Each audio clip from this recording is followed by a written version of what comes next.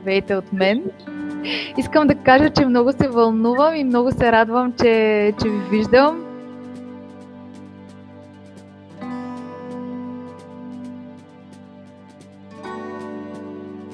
Чудесно! Сега малко ще се подвижим. Хубаво е това упражнение да стане в тишина. Значи Пепа каза, че се чувства, че е на море. Емо си представя, че свършва училище, има бал и му е мъчно. Аз представям, че съм била на някакъв кораб и в него се едно танцувам като балерина.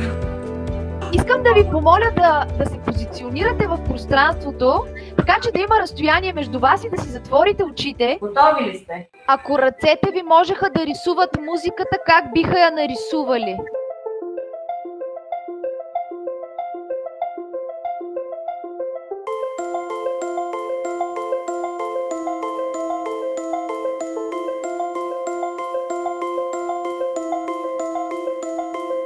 Много е ценно за това, че не се гледате и се оставяте на музиката и на тялото да ви водят.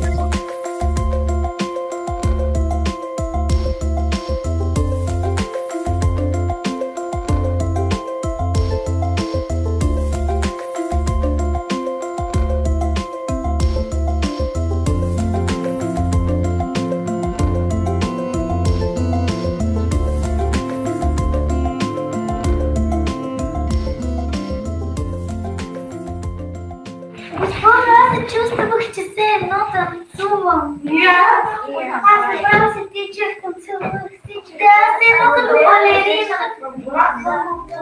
Много беше красиво.